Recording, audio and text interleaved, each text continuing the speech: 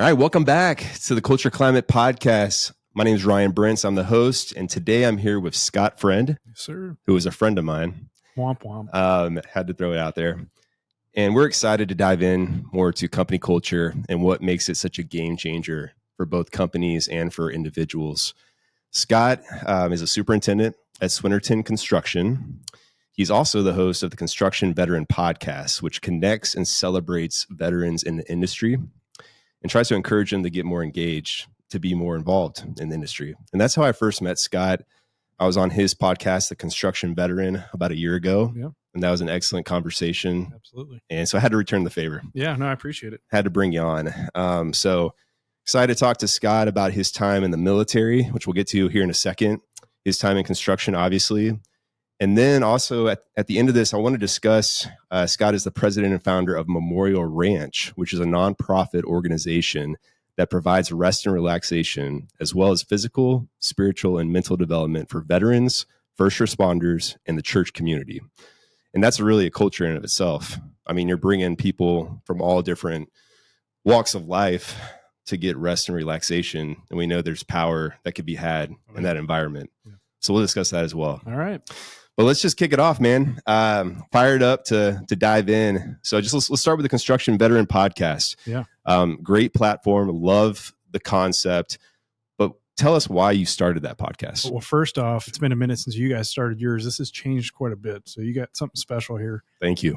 So yeah, really what started it all was, I think we as an industry have gotten a lot better at marketing, but we haven't done a great job of marketing to folks that are interested in getting into the industry. And I saw all these things and I'm going, man, why are we not using the TikToks and the YouTubes to really reach our veteran community when we've got all these vets getting out?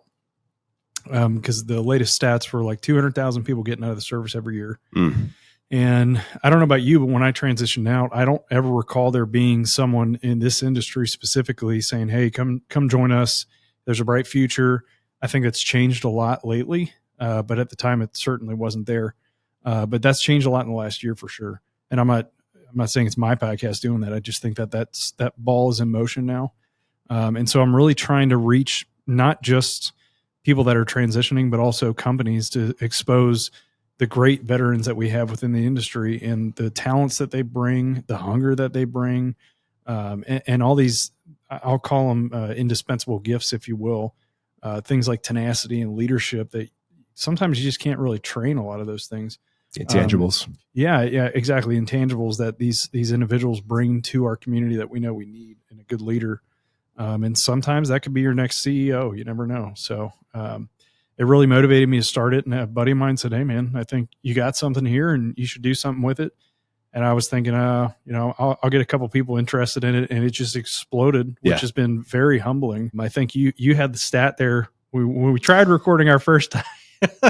Tried this one time. Yeah, we've tried it one time, by the way, but on the second time, you've done 42 episodes of your podcast. Yeah, and there's more coming, man. And it's been really cool because, we were talking earlier that Dallas is a huge area, but in this industry, it's like people doing it right know each other. We all kind of run in the same circles and we know each other.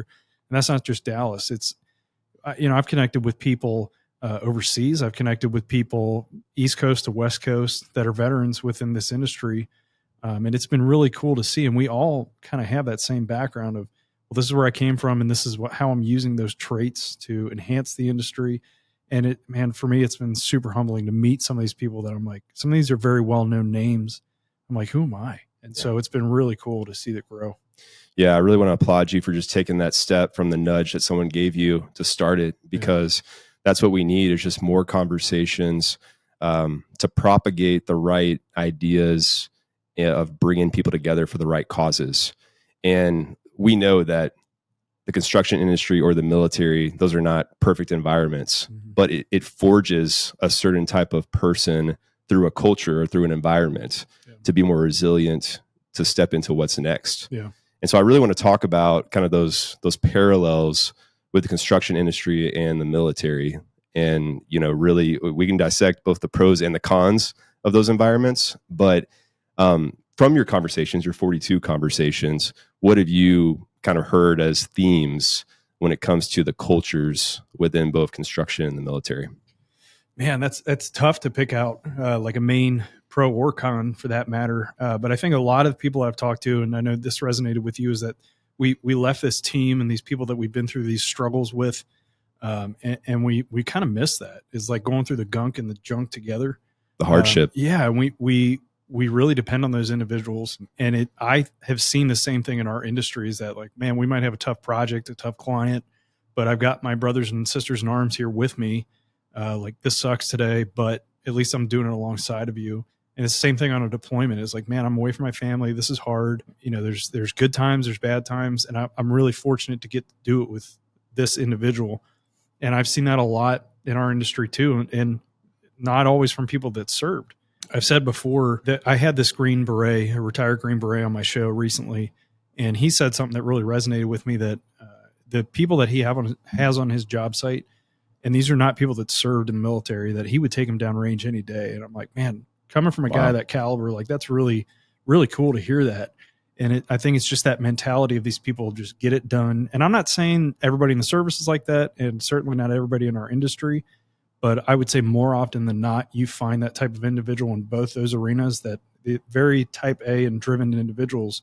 And so you leave that environment, and I don't know of too many industries that really offer that up as fast as the construction industry does, because you're plopped right in it, whether you're an apprentice or you're maybe a project engineer and you're brand new. You're going to be surrounded by this team that's got some tough, hardened individuals that know the ups and downs of the industry, that can help guide you. Might be some tough love sometimes, just like, some salty old sergeant major, but that really care about you. And I think that's another big takeaway that I missed from the service, is that, like, I'm in a tough environment, but I know these people generally have my best interest at heart. Yeah. So that's a big pro. I'd say the cons, just like the service, there can be really long hours. There's a lot of danger involved in our industry. That's why companies like yours exist, right? So, but just like the service, now you might not have mortars or bullets flying at you, but you got a lot of dangerous equipment you're working around. So I don't know if I'd necessarily list that as a con per se. And some of the cons are actually pros if you compare them to the service. What I mean is, if you're traveling for work, like I've done that and it sucks. It's horrible being away from my family, but I know they're still there. So after that 2 weeks, 3 weeks away, or every weekend, depending on where you're working, like, they're going to be there, and I get to sleep in my own bed. Whereas you don't really have that on a deployment. Yeah. So you're halfway across the world instead of being halfway across the US. So that con kind of turns into a pro, and that's just me seeing through my lens. Yeah. I have a comparison there, right? It's all relative. But yeah, it'd be really tough to list some of the similarities and the cons, because we're looking at some horrific things that can happen in the service. And not to say that they don't. I mean, there's job sites with fatalities. Yeah.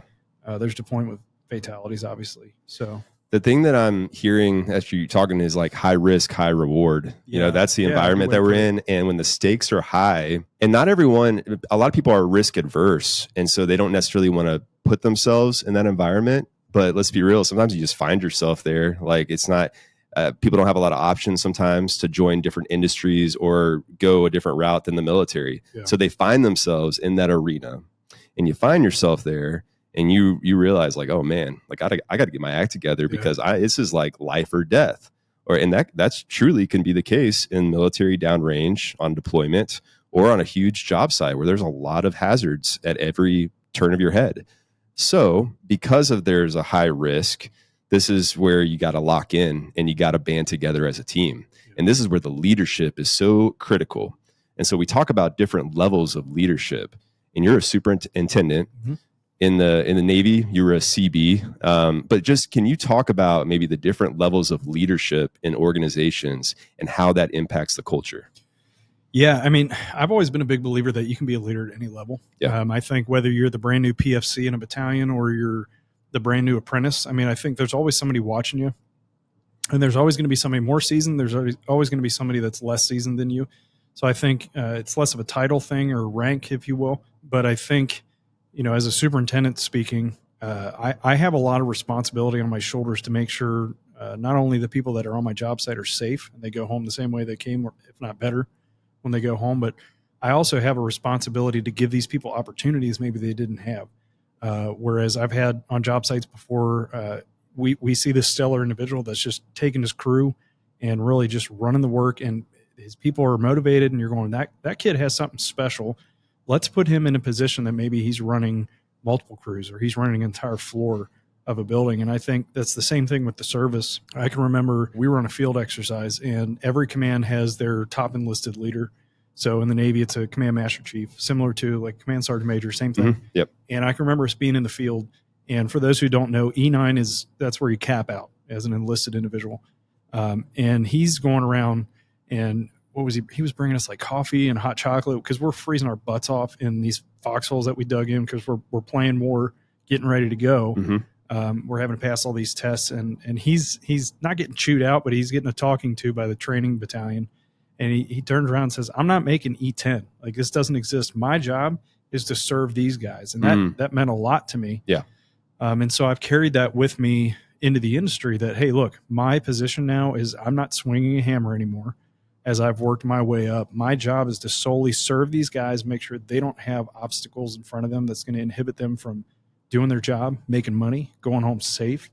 And so I think that's really what changes in our industry, is that you've got so much more responsibility as you move up, whether you're in the field or in the office, whatever you've got, the responsibility grows more to make sure that people are successful. Yeah.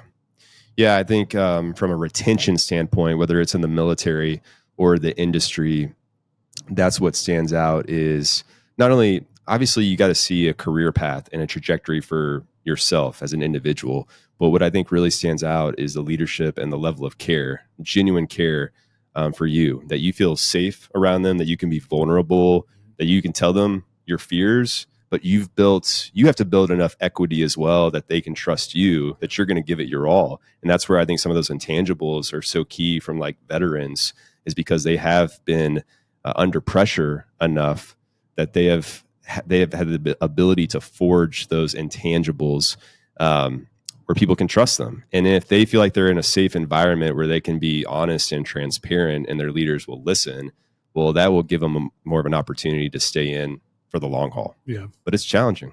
You know? And I've been really fortunate, man. I mean, there's some horror stories of people that have had bad commands and bad leadership, and it's tough, especially as an enlisted person where you're tied into that contract. So it's love it or hate it, man. You're going to be here for the next few years. Whereas I've been fortunate that I had a lot of good leadership, good senior NCOs that I served with, good junior officers. Not everybody has that experience, and I can't say it's always been the best on this side of the fence either in the industry, but I have had some stellar leaders. The first guy I served with, Dave Underwood, when I got out of the service, he was, at the time, they called him a field vice president of the company that I was working for. And just his mannerisms and the way he treated people, not chewing them out, really treating people with respect. I'm not saying he didn't razz me a little bit, because I was fresh, but I just looked up to this guy going, wow, I not only do I appreciate the way he treats people at work, but like the way he was with his family, his wife and kids, and that respect there, that meant a lot to me. Because, there's people that do this stellar job, but they might, for lack of better terms, they might kind of be a scumbag outside of work. And I don't really respect those people. Those are not the type of individuals I want to follow. And same thing happens in the service. Yeah. One of our core values here is be genuinely authentic. And it's kind of like a duplicate word there, but it just hammers down the importance of being the same person that you are at work, that you are at home, or around anybody, for that matter, whether it's the janitor or the chief executive officer. You want to show up with respect and just be there to love and support people. And we were talking before this just about the importance of surrounding yourself with good people and the effect that it has on you. From a cultural standpoint, can you speak to that from whatever context, either the military or construction? Yeah, I mean, so what we were talking about was that old saying that you're the best of the 5 people you surround yourself with. And I've been really fortunate, and I still feel I'm just very humbled by the people that I've gotten to meet, not just through the industry, but through the podcast and through the service as well. Just some stellar people. I've had to be, I don't want to say selective, but I've had to be really conscious about the people that I surround myself with, and like, what do they have that I don't have that I could better myself with? Whether it was in the military of like, hey, this individual has a skill that I want to learn, or they're a great leader, great NCO. What do they got that I need? Kind of where I'm lacking. And I think it's the same thing in this industry where it's constantly changing, and there's new technology and new skills that you can learn, because you can easily get into a niche of, hey, I'm this type of superintendent. These are the only kind of projects that I build. But there's so much opportunity out there. No job's the same. No project is ever the same. I mean, yeah, drywall is drywall and paint is paint. I get that, but clients are different. Trade partners are different. The teams are different. And so I really try to seek out that individual has something I don't know. So either I'm going to grow in a technical skill or, hey, they're really good at leading teams. What am I failing at? And just trying to grow from those people. And I don't think there's anything wrong with picking and choosing who your mentors are. I think that's wise to do that. And so I've been really fortunate to have a lot of good people come into my life that I think I'm starting to become the best of the pieces that I've taken from them. I'm not exactly like one individual. I'm Scott. I'm me. But I've tried to take a little bit out of them, and I try to do the same. I mean, I've had assistant superintendents and people that have worked with me that maybe they don't agree 100% with the way I do X, but the way I do Y they really like, and so that's how they run their jobs now. That's fine with me. I don't want you to be a carbon copy of me. I want you to be the best that you can be of yourself. Have you always been like that? Have you been wired to seek out people like that? Like not at all. No. Yeah. So like, let's talk about that, because I think about in the military where even though you are in a team environment, I think one of the cons of the military, or I know that people struggle with mental health and depression and PTSD, which there's a lot of factors in all this. Like, I'm not trying to say that it's, one-sided with a certain thing, but what I'm getting at here is the ability to reach out for help or recognize that, hey, I want to like learn more about this person's skill set or strength. Yeah. Like, when did you start realizing that that's something that you really need to do in your life in order to grow? I think so. Again, this goes back to me really having some good leadership. There are two guys. So I was an E4 at the time. They were E6s and we were on deployment, and they saw something in me that I don't think I saw myself. So they had to kind of call that out, if you will, and realized, hey, this guy knows how to talk to people, but he can be better. And really, these guys just poured into me and I think positioned me in the right spot to where I could thrive. And I'm not saying they gave me like a leg up or a free meal. Like, they saw something in me and saw what I could be and really just started pouring into me. So I give a lot of my credit to those guys. And I think that's happened a lot through my career is that, and I try to do the same thing. You see something in somebody that they might not necessarily see in themselves and try to call that out in them. Even though it's going to be hard at first, it's like, man, I know you're going to be really good at this, and I want to train you and mold you. And part of it is we always want to leave a legacy, and so I think part of it may be a little selfish of me that I want to do that to people, but it's that you have the wherewithal, you have the integrity, you have all these intangible things that we talked about. You might just be lacking this technical skill. So, man, once you get that, like, sky's the limit. Yeah, sky's the limit, absolutely. And so I was probably early 20s before I really, that mind shift happened. And I don't know if I went looking for it, but I certainly welcomed it. And it took me years to really realize what those guys were doing. I'm like, man, why are they being so hard on me? Yeah, I feel like a light bulb has just gone off in my head with an idea of culture. Because look, culture is multifaceted. There's all these different components of it. But I really believe in this idea and concept that you have to create a safe environment. So where there's psychological safety on both sides, from the leadership and from the employee, that they feel like they're in a safe environment to come to the table and be like, hey, I'm struggling. I need support. I recognize where I have some weaknesses and I need someone's mentorship or help. And then also the leadership is noticing that there is a lot of potential in people, and they're noticing their gaps, but also where there are opportunities to grow. And when those two sides can meet somewhere, it could be perfectly in the middle, or it could be more one-sided than the other. But if they're aware of those two sides of the token, I think that's where culture can really thrive. Yeah.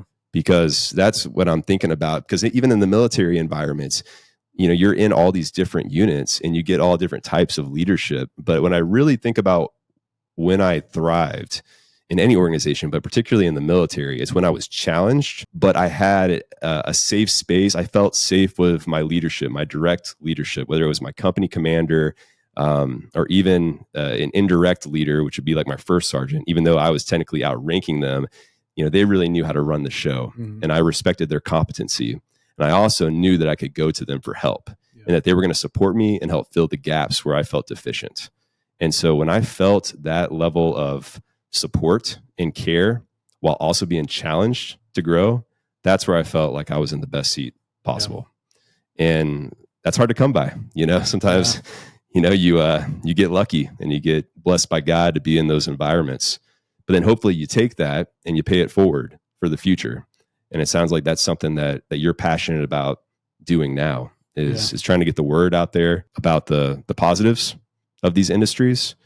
And then in doing so, I'm sure you talk to a lot of people, you see a lot of opportunity to connect or help them. Yeah. I like that you brought up that first sergeant example. So I can remember my first project when I got out of the service. I was humbled really quick because all I knew was my boss is telling me to do one thing. I'm going to get it done. And we had something going on. There was some material in the way. And he said, hey, I need you to get the plumber to move that material.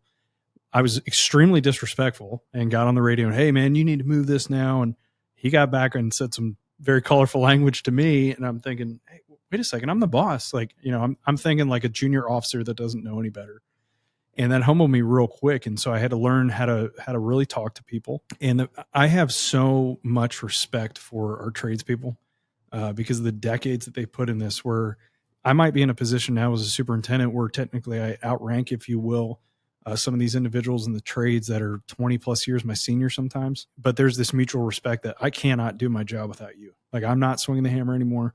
I'm not putting the work in place. I need you way more than you need me. Because they could go down the road if they really wanted to, but I can be that filter to get the questions answered for them, really. So, and again, I'm enabling them to get the job done. So there's that respect from a rank standpoint that I can get stuff for them that they need to do their job. And talking about culture, and I know it's a lot of what the show's about. Sometimes that word culture comes with a bad connotation to it because culture is not pizza in the break room. Yeah. Culture is, like you said, it's that comfort level that we have with our supervisors to say, I see a gap that I need to fill, and knowing you're not going to get chastised for it, and that you're comfortable enough with that leadership to say, hey, this is a gap that I need to fill. Can you help me fill it? And it's not that, hey, idiot, you don't know what you're doing, or that fear of I'm going to get fired. Yeah. And I think that's a big push that we need to have as an industry, is to accept that. But we as individuals need to be humble enough too to take the first step and say, I recognize that I need this. And that's hard. I mean, it is. I'm telling you, vulnerable. From my experience, absolutely. Yeah. Especially when you're at a position of leadership, and it's very difficult because you don't want to be seen as weak or I don't know what I'm doing, where in fact, that's all in your head. The complete opposite is true, at least from my experience that I've had, is that I bring these things up and I get from leadership that, hey man, thanks for bringing it up. Okay. What can we do to help? Yeah. I mean, the leaders being open to support you and give you the resources that you need, but also just the encouragement, that they believe in you. Mm-hmm. Like, that can go so far, that can move mountains for an individual if their leader believes in them. And then it honestly kind of puts the onus back on the individual to step up and just freely try, like knowing that you're going to probably mess up, or you might fall on your face, or you might, knock your teeth out a little bit, but at least you're moving in the direction that they want you to move. And then they're going to continue to support you, continue to equip you with the resources or training or education that you need. And then ultimately we're going to get there. Now, the speed of that, that's dependent, but ultimately if you have that type of environment on both sides, then I think that's where culture can thrive. Yeah. And that takes time, but it takes a lot of just emotional intelligence and awareness, and then couple that with action and competency. And, like that's kind of the secret sauce, but it takes time to get there. And so we're just really trying to dissect that. And I like what you said there about just like the features. I don't think the features and then like the soft skills are like mutually exclusive. Like I think that you can still have great features within an organization, like company parties or like activities.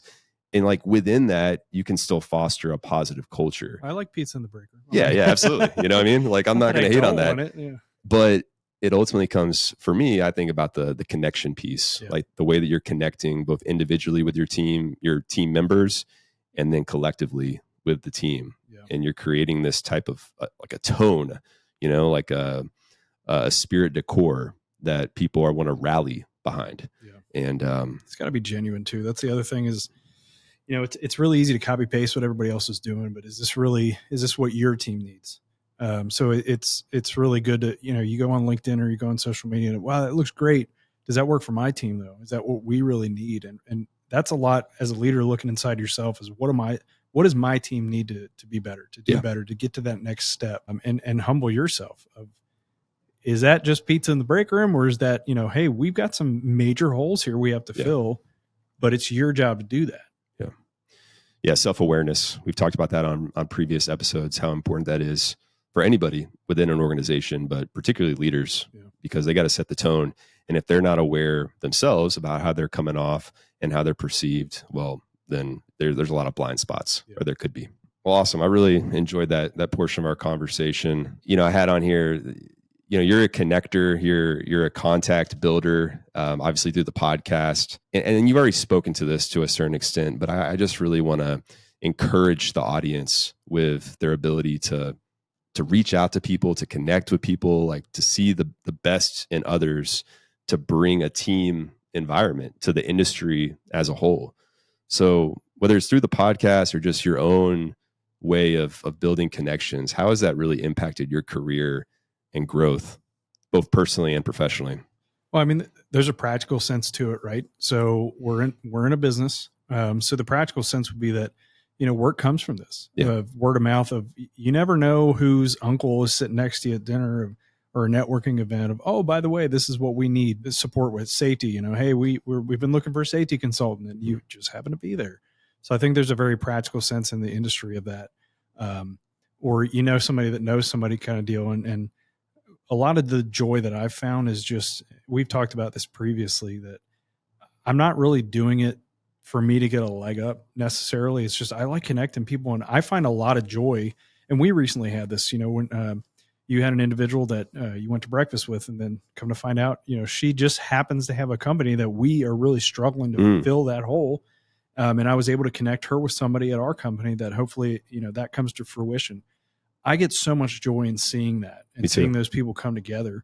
And it's never like, hey, Scott wants a pat on the back kind of thing. It's more of this, I don't know. I like to network people together. And I think, maybe there's going to come a day where I can call somebody up and say, hey, I need a favor.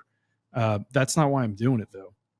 And we've talked before about, I really hope I maintain that mindset. I want to keep that mindset throughout my life, that I keep the humility of like, it's not all about me. And I have seen it in my personal life come full circle, just with the support my family's gotten, with some struggles that we've had before and people just rallying around us. Or I've seen it come on the industry side. I've seen it come full circle in that I'll give you a specific story.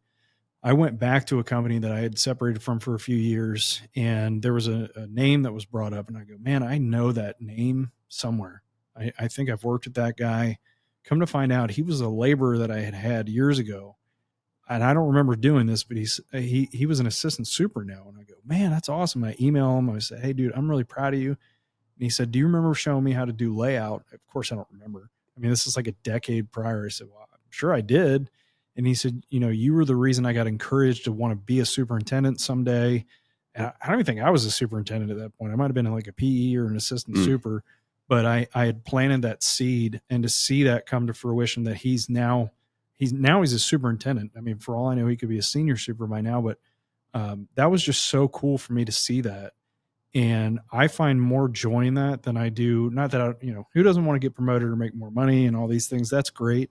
But I find a lot of joy in seeing those people's growth, or this person that was an apprentice, a few years ago, and now they're a journeyman. Now they're running their own crew. I think that's really cool. And I've told people before that the proudest moment in my career has not been, I built this awesome building, or, got this bonus, or did all this stuff. One of the proudest moments in my career was I had this kid. This is a few years back, and he really needed some shaping. He needed some help. He was struggling with being on time, and I really just started to pour into him. And when I was able to promote him, he starts crying, which was unique. He said, "Can I give you a hug?" I'm like, I guess. But seeing this kid that really he had a really tough upbringing. He had a rough go in the industry. but to get to see him just flourish, and he has done wonderful things. That is hands down the most proud I've been in this industry so far. And just to see these people, and I'm going to go back to where, I didn't grow up with a silver spoon in my mouth. I wasn't given a ton of opportunity. I've had to work hard for what I have. And I think that goes back to the humility thing. That's why I have that mentality, is that there are more people out there like me than you can imagine that just need that one person to see something in them, to give them the support, to get them where they need to be. And I'm not saying these guys are going to be multimillionaires. Maybe they are someday. Maybe I've encouraged them to start their own company. That's awesome. But it's just that one change that I can make in their life to make sure that they're successful in their mind. Whatever success means to them, that's between them and God. But to help them get to that journey. But the first step is you got to express it. Yeah. I mean, what do you want? I will help you get there 100%. And I think that's sometimes to a fault. My wife will say that, I want to help these people, but the onus is on you to take the first step. And the same thing goes with people getting out of the service into this industry. And there are people that I've helped within the last year from the podcast that will testify to that. And I say it on my show, I'm not going to go reaching out. I'll put the content out there. Yeah. But if you want help, you got to be the one to send. You got to raise your hand. You got to raise your hand. You got to be willing to take the first step. Yeah. And I think that's what's the struggle from the military. If it's too gung-ho and strict and formalized, which is often perceived of the military from the outside, and there's no inside leadership of people that are showcasing that empathy and trying to build an environment of trust and care. That's what you hope for, that veterans are receiving, so that when they get out, they have a certain trust level that they can raise their hand. And I think it's a tough thing for a lot of veterans based off their experience. But now that we're out and you've seen both sides, you see the need to want to continue to propagate that, to help people, raise their hand and then create an environment where people can be cared for. Yeah. And so you've done that, obviously, individually, and having good conversations, whether it's through the podcast or obviously off air with multiple people. But let's shift and talk about your Memorial Ranch, your nonprofit, because I think about the idea and the concept of that for a bigger picture, for a culture, right? To bring different groups of people together. So can you just give me a high level overview of this nonprofit?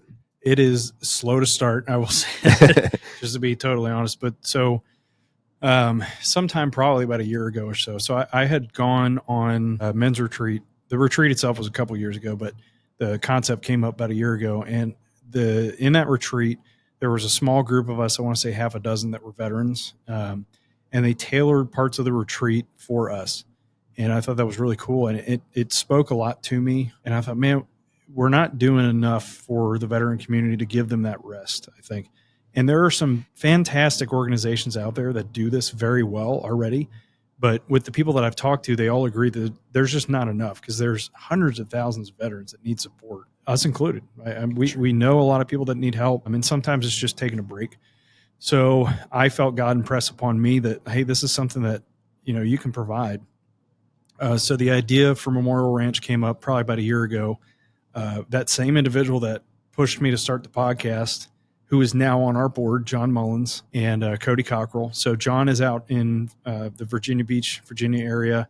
He is a Mustang officer. So for people that don't know what that is, it's somebody who was enlisted, went officer. He's a Coast Guard lieutenant. His wife is still serving. She's a Navy chief. And Cody is a former Marine. He's actually here local. We went to the same church together. So I had this solid group of guys that we thought, hey, what can we do for our community? And recently, there was another show I was listening to. Everybody knows the Sean Ryan show, right? So he had Tom Spooner on, who's former Delta Force operator. And Tom Spooner's organization, Warrior Heart, is here in Texas. And I was so glad to hear this. He said, there's a lot of organizations that do that really well for special operations. But for the normal folks, if you will, I don't want to say run-of-the-mill folks, but lots of the support folks or other parts of the military, there's not a ton of organizations out there that do that. And I thought, well, all the more reason. That's great that I'm doing more people. So that was encouragement for me that what we're doing is right. So the idea came up from Memorial Ranch, and we've been working on it for over a year at this point, just kind of spooling it up, getting the idea.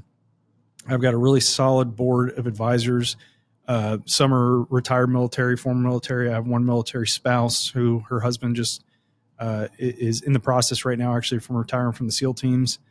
So we've got some really great people. We officially got our 501c3 in November, but we're all full-time work elsewhere. This is not anything that pays us. So I don't want to say it's taken a back seat, but it's slow going just because we've all got full-time lives. But the big picture is we're trying to find a ranch, literally, so Memorial Ranch. We want to have a property that we basically can take people to find rest. And we're forming that around some programs that are spiritually focused, physically focused, and that speaks to the military part of us, that we want to struggle together. Yep. And come through that together. I think things like CrossFit, that's why it's so popular, is like you're in the suck together when you're working out. Yeah, for sure. That's why a lot of people like it that are not former military. And we want to focus on the mental aspect, obviously. And I think what a lot of programs do very poorly that we're trying to not do is that they're really good and get people jazzed up for a weekend, but there's no follow-up. And so that's one thing that we're trying to focus on, is that there's one program out there I really like called Warriors and Quiet Waters, where they basically have a year-long program that they take these individuals to, and you guys can look it up. It's they'll take them and teach them how to fly fish, but they're in that program for a year, and so they give them a lot of these same tools, and they follow up constantly. I want to say the cohort they meet like every month, maybe. Nobody fact check me on that, but I think it's every month, maybe weekly. I don't know, that they meet these people, and they're just really trying to help these people find their new life. Yeah. Is a good way to put it. Mighty Oaks Foundation is another fantastic one. We are not ashamed to say that we are a Christian organization. That is a part of who we are, but it is not a requirement to have somebody come out with us. So the goal this year is we do have a retreat center that we found that's local here. I mean, we just want to have our first class, if you will, of people. And I don't think it's going to be a raving success the first time, because we're still learning this process, but we want to take people out and just really show them, I don't want to say a better way necessarily, but some coping skills. And sometimes we just need a break, man. Yeah. I mean, I don't know another way to put it, but sometimes with the hustle and bustle, and this industry is a great example, is that, it can really wear you down. And I think one thing I'm bad at, and I need to get better at, the lack of humility in saying no to things and really slowing down. And that's why I think God spoke that to me, is that, hey, this feeling you feel right now because you've got this 3-4 day weekend away, like you're not the only one that needs that. Yeah. And to really force ourselves to stop and think about the bigger picture in life. And, obviously my worldview as a Christian that does dictate how I see things. And I think that other people need that. Yeah. And so we're going through a long process trying to look for land. So 10-year plan is maybe someday we have our own facility. I've already been coordinating with some folks out in Idaho. Give my buddy Mark out there. He's retired Black Hawk pilot. He's got 160 acres out there. I don't know how that would work logistically, but we've chatted about it. And so who knows, man? I mean, sky's the limit right now, but we're in the planning process still. Awesome. I mean, I just once again commend you for, as a Christian myself, doing God's work. Honestly, like He's given you a dream or a vision, an idea, and you're trying to run with it. And who knows where that will go? We pray that it's as expansive and as great as your wildest imagination, but you are being trustworthy and faithful by just taking the first step. Yeah. And just like you did with the podcast, and just trying to gain some momentum. And ultimately that's in the right direction, because we're helping people and we're creating an environment and a culture where people can find rest and relaxation. But not just that, they also find some awareness, some self-awareness as to how they're living their lives, maybe where there's some gaps, and really just trying to give them the space to figure out how they're going to proceed with a great community around them. And once again, I mean, that's a great culture right there. And so really excited to hear more about how it develops at Memorial Ranch. And so thanks for sharing that. Yeah. And if anybody listening has like 20 acres, no big deal. Got nothing they're doing with it. Hey, you never know. You never know. We're putting it out there. Well, if that's the case, then give me 100. Yeah. No, seriously. We would, we'll do with whatever we get. Yeah. We're what you got, but who knows, man, who knows? We'll stay updated on that. Well, Scott, I've really enjoyed this conversation. We went into a lot of different directions, but I got some light bulb moments out of this from just all these conversations on and off air that I've had with you and other guests. And so I'm just excited to continue on this journey, to climb it, on this cultural mountain, which has got all different twists and turns, but we're on it together. Yes, and it's great to be on the journey with people like yourself. Yeah, brother. So thankful to have you in my life, man. Thanks for coming on the show, and wish you the best. Godspeed, and God bless. Thanks, man. You too.